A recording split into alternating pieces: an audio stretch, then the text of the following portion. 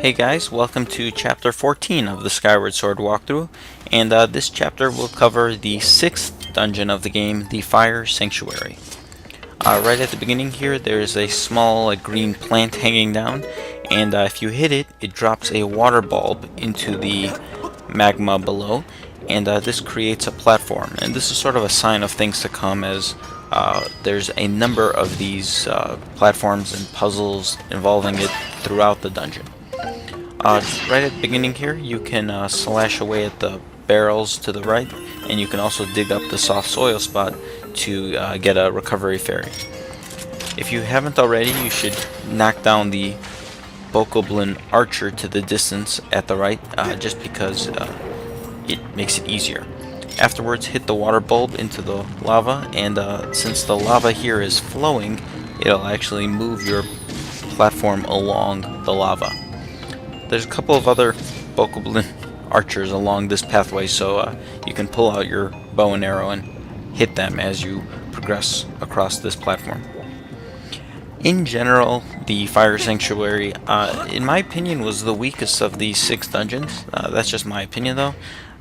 Much for the reason that it seems, while the previous 2 dungeons, the Ancient Cistern and the Sand Ship, had a lot of unique features, stuff that was kind of new, Fire Sanctuary didn't seem to do too much that was new, and I don't know, maybe it's just me, but I did not enjoy the Fire Sanctuary as much as any of the first 6 dungeons.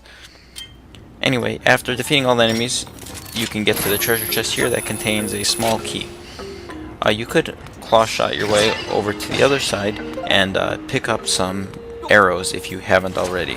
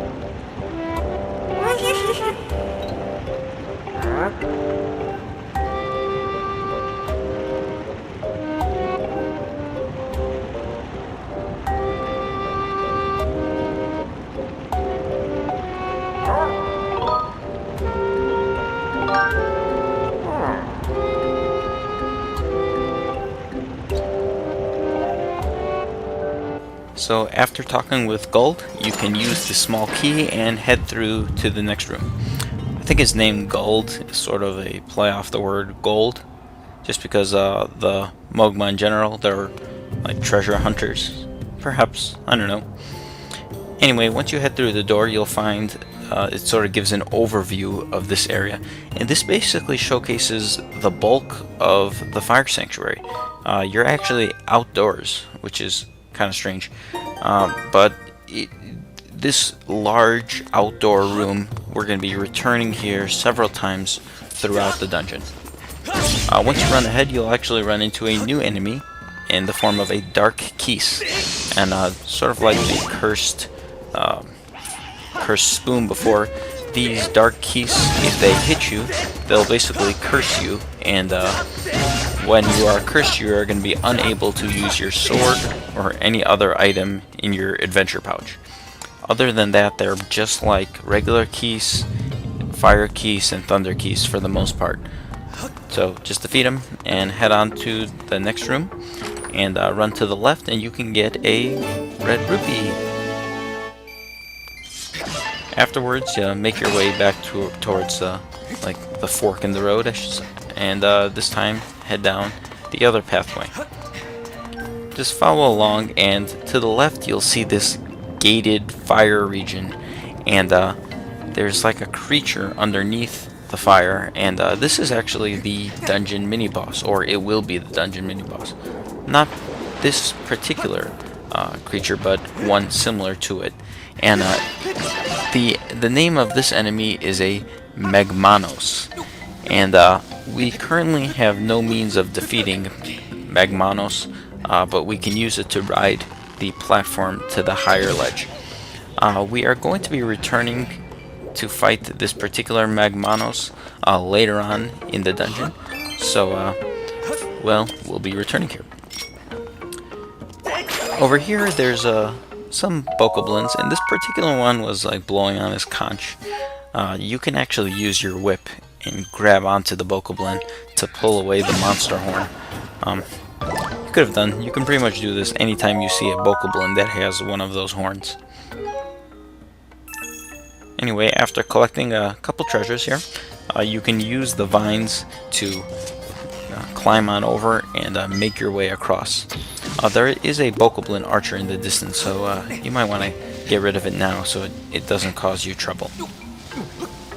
Just continue along on the vines here, and there's another bokoblin leader on the other side that will blow his horn. This too has one of those horns, so you can use your whip to grapple it and pull it over. Afterwards, just jump down. You'll notice there's a soft soil spot here.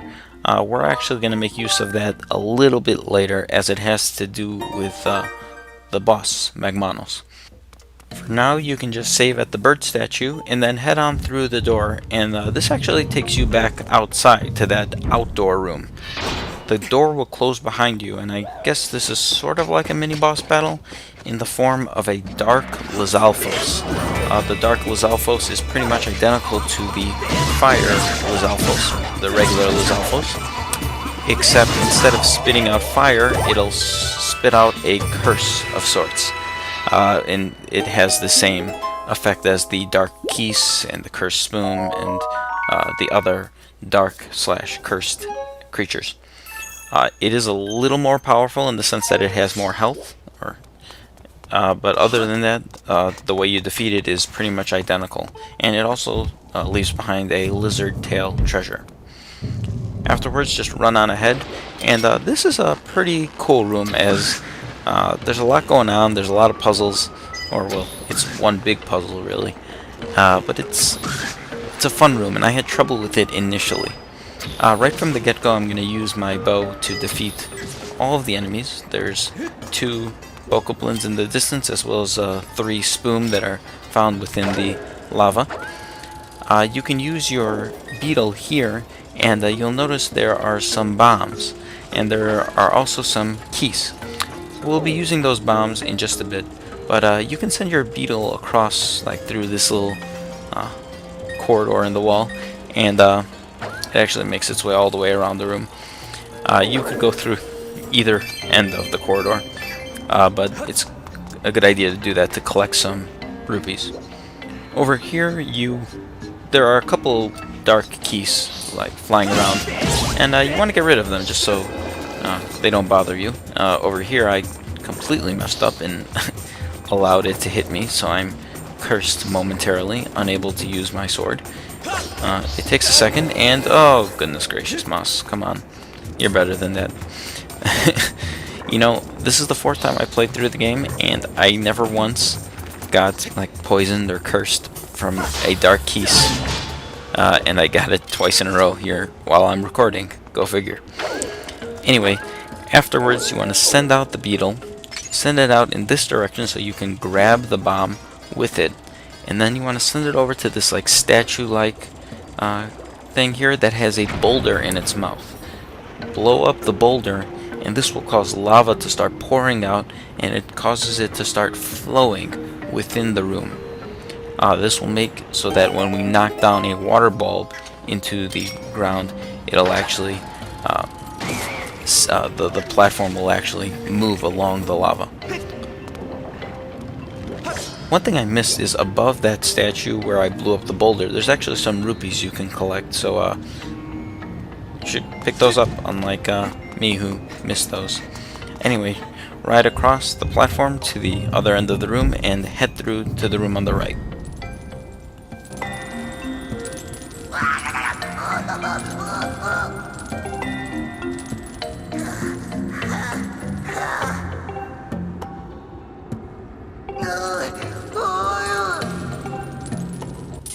So it appears these Bokoblin have captured one of these Magma and sort of just hanging it from the chains above the lava. Kind of evil if you ask me, but we can't really do anything about this particular Magma just yet, but we'll help him in just a little bit. For now, you want to pull out your Gust Bellows, and there's some like magma ash over here, but you can use the Gust Bellows to sweep it up, to clean up the area, and it'll allow you to pass. Over here in the distance, you can open up the treasure chest, and it contains a small key. You can see through the gate here, there's a pair of Magmanos in this room. We are going to be fighting those in just a little bit, but for now we can't do much about them. Head back to the previous room, and now that we got the small key, we can head on through to the next room through the locked door. This room has a number of these spiked like green plants. You want to be careful, as you don't want to just run into them, otherwise you'll take damage. They're spikes after all. You could slash away with them, creating water bulbs. However, the green plants will regenerate rather quickly. So just be careful. I know your instinct is just to quickly run through the room without worrying about the enemies. So just be careful.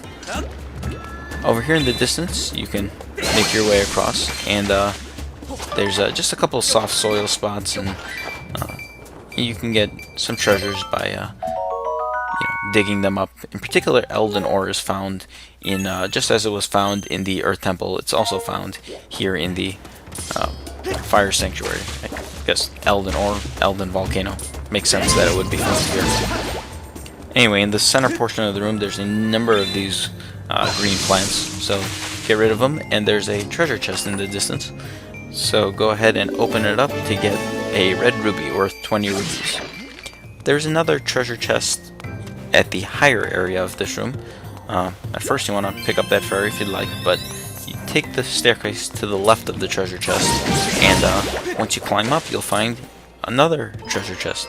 Go ahead and open it, and this particular treasure chest will contain a rare treasure. I was able to get an evil crystal, but it won't always be an evil crystal. Anyway, make your way towards like the center area of the room at the higher ledge, and you'll see one of those frog statues with the tongue. If you pick up a bulb using your sword, just jab straight ahead at the green plant.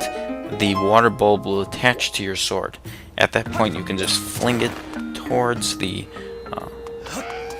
frog statue, and it'll cause the firewall that was blocking the path to disappear.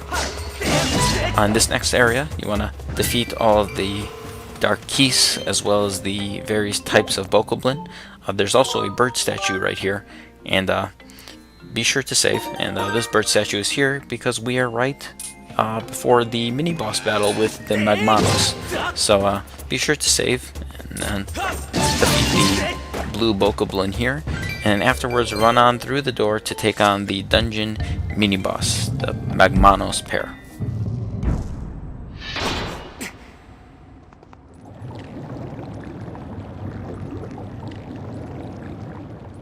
Just jump down into the gated region, and you want to just stand on top of the platform so that when the Magmanos comes up, it'll pull the platform up with you.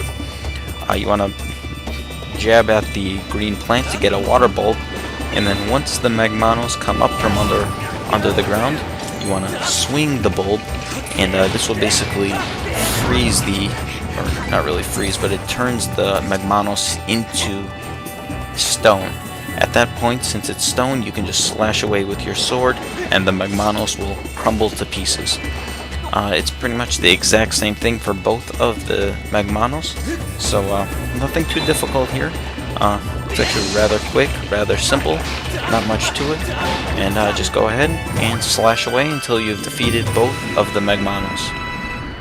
Afterwards, the magma will drain from beneath the area, and the doors in the room will open up.